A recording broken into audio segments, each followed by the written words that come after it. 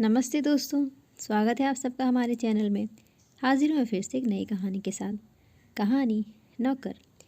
रिक्शे वाले रामेश्वर ने अपनी सारी ज़िंदगी इसी आस पर काट दी कि वो अगर नहीं पढ़ सका तो बच्चों को पढ़ाए। पत्नी की आकस्मिक मौत के बाद अपने दोनों बच्चों के लिए दूसरी शादी नहीं की, जबकि गांव में अनेके रिश्तेदारों ने कहा भी और लड़कियों के रिश्ते भी लेकर आए, मगर रामेश्वर ने साफ इनकार कर दिया। दोनों बेटे पढ़ाई में होशियार थे। रामेश्वर दिन भर रिक्शा चलाता, शाम को सब्जी बेचता, थक हार घर आता, सबके लिए रोटी बनाता, रविवार को कपड़े धोता, घर साफ करता। उसका एक ही सपना था, दोनों बस बच्चे पढ़ जाएं, बुढ़ापा आराम से बैठकर खाऊंगा। छोटा बेटा मोहन डिस्ट्रिक्ट में पहले नंबर पर आया, उसको वजीफ़ा मिल गया, उसका डॉक्टर बनना आसान हो गया, जबकि बड़ा बेटा ऑफिसर बन गया। सबने पैसा कमाने में बहुत मेहनत की थी, ट्यूशन तक पढ़ाई बच्चों ने। अब रामेश्वर का मन करता आराम करे, बूढ़ा और कमज़ोर हो गया था। अब रिक्शा चलाते समय सांस भी फूलती थी। आखिर उसने रिक्शा चलाना छोड़ दिया। दिन हंसी खुशी से बीतने लगे। छोटा बेटा मोहन रोग विशेषज्ञ बनने लंदन चला गया। वहीं बड़ा बेटा रोहन और रामेश्वर इकट्ठे रहते थे। रोहन के रिश्ते की बात चली, लड़की टीचर थी, दोनों साथ पढ़े थे। बात आगे बढ़ी और उसकी शादी हो गई। सब ठीक चलता रहा।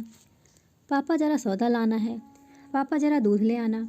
रामेश्वर खुशी खुशी भागा काम करता। एक दिन की बात है, रामेश्वर बहू की सहेलियों के लिए समोसे लेने गया था। रास्ते में सांस फूल गया, फिर भी वो तेज़ी से समोसे लिए घर के दरवाजे पर पहुंचा।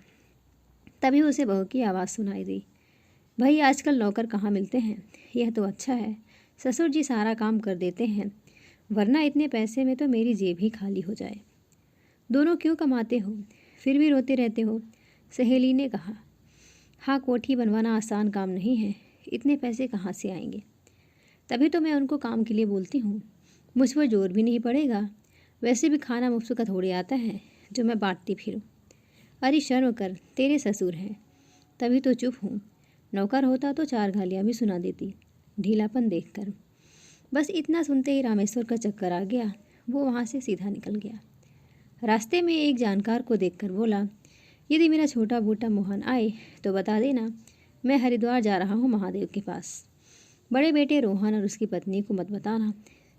वो हरिद्वार तो चला गया, मगर अब भी सदमे में था। मैं उसका पापा, एक नौकर की जगह। रोने के लिए आंसू चाहिए, पर जो इंसान सदमे हो कैसे रोए। कई महीने बीत गए। वो हर शाम गोधूली के समय आरती में शामिल होता, चुपचाप देखता और एक मंदिर के बाहर आकर सो जाता। आते जाते दान पुण्य द्वारा भंडारे में खाकर पेट भर लेता। एक रात उसे ठंड लगी और बुखार हो गया। पुजारी जी ने देखा और अस्पताल ले गए। वहाँ उसके टेस्ट हुए तो पता लगा उसे टीबी है। टीबी हॉस्पिटल में दाखिल करवाया गया। बड़े बड़े डॉक्टर बताएंगे उनके बारे में। जब बड़े डॉक्टर साहब आए तो रामेश्वर गुमसुम बैठा था, ना खुशी ना दुख। जब वो पास में आए तो रामेश्वर का देख पैरों को हाथ लगाया। अरे यह क्या कर रहे हो डॉक्टर बाबू, मुझे टीबी है। पापा मैं आ गया हूँ ना, अब कुछ ही महीनों में बिल्कुल ठीक कर दूंगा। रामेश्वर ने ऊपर देखा, मोहन बेटा, और फूट फूट कर रोने लगा। मोहन ने रामेश्वर को सहारा दिया और अपने साथ घर ले गया। घर पर तमाम सुविधाओं और अच्छी देखभाल के रामेश्वर काफ़ी स्वस्थ हो रहा था। कुछ दिनों बाद जब दोबारा टेस्ट हुए तो वह भला चंगा था। मोहन बेटा अब मैं चलता हूँ। कहाँ पापा? वापस।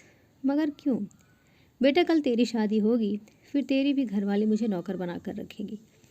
पापा मुझे पता है भैया भाभी का आपके साथ किया सलूक, मगर ज़रूरी नहीं हर बेटा और हर बहू ऐसी घिनौनी हरकत करे। और पापा ऐसा सोचो भी मत, मेरे लिए आप ही हो मेरा परिवार है।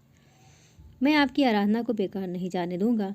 आप यहाँ मज़े से रहेंगे मेरे साथ, और मैं ऐसी लड़की से शादी करूँगा जिसे आप चुनेंगे, बिल्कुल माँ जैसी, जो आपको सम्मान दे, आपके अपने माता पिता की भांति सेवा करे। आप चाहे तो गांव की लड़की से। सच बेटा? हाँ पापा सच। दोनों की आंखें भर आईं। आखिर आज रामेश्वर की आराधना सफल हो गई थी। दोस्तों, कहानी आपको कैसी लगी ज़रूर बताइएगा। लाइक करिएगा, चैनल पर नए तो चैनल को सब्सक्राइब करिएगा। धन्यवाद।